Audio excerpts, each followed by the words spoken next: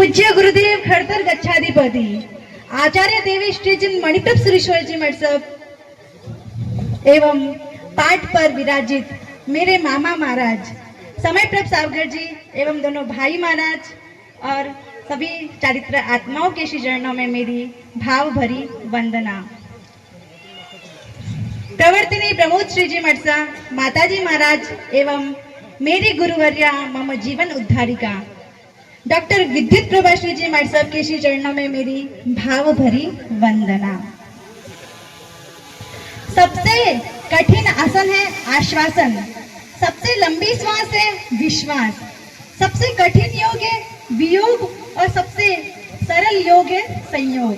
और ऐसा ही संयोग मुझे मिला है जो मेरी लाइफ में यूटर्न ले आया है, और वो है गुरु भगवंतों का सहयोग, जिसने मेरे जीवन की दशा को ही बदल दिया और मेरी गाड़ी एक यू टर्न पे आ गई और मेरी लाइफ को मिला एक टर्निंग पॉइंट।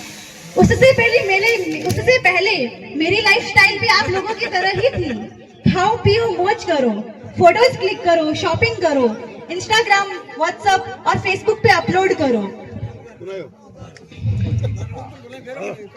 रील्स बनाओ, स्टोरीज लगाओ, कितने लाइक्स मिले, कितने कमेंट्स मिले, इन सब में ही मैं अपनी खुशी मांगती थी और इसी मैं अपने जीवन की सबसे बड़ी उपलब्धि मानती थी। But not.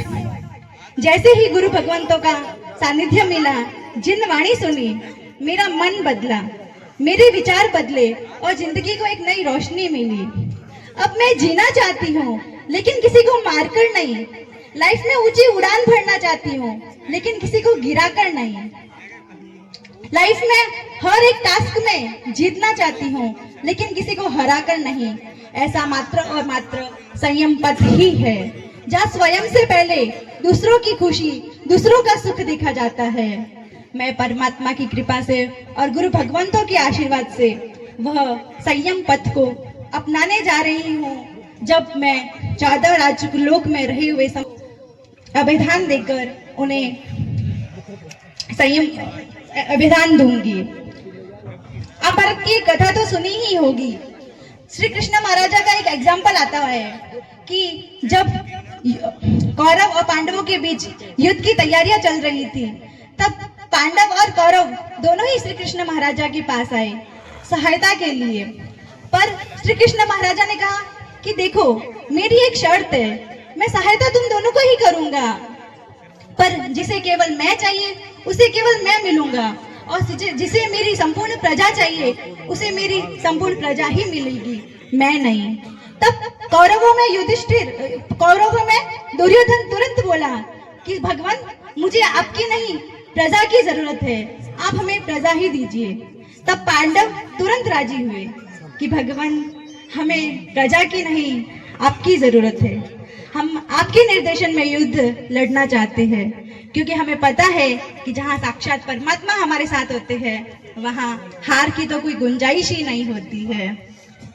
इसीलिए पूरी दुनिया जानती है, इतिहास कहता है कि कौरव 100 होते हुए भी, संपूर्ण सेना उनके पास होते हुए भी वह हारी, और पांडव ओनली 5 थे, ओनली कृष्ण महाराजा उनके साथ थे, फिर भी वह जीते।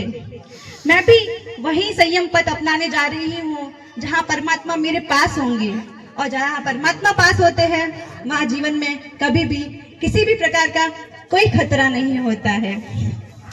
आज मैं यहाँ अपने नाना के घर आई हूँ। नाना यानी वो मुझे पुकार कर कह रही है कि बेटा, जहाँ तू आई है, जिस रास्ते पर तू जा रही है, वह रास्ता ही असली रास्ता है, इसलिए तू अपनी काया को शुद्ध करने में कभी नाना मत करना।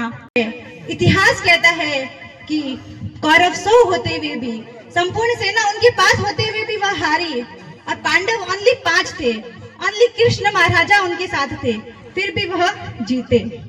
मैं भी वही संयम पथ अपनाने जा रही हूँ जहाँ परमात्मा मेरे पास होंगे, और जहाँ परमात्मा पास होते हैं वहाँ जीवन में कभी भी किसी भी प्रकार का कोई खतरा नहीं होता है। आज मैं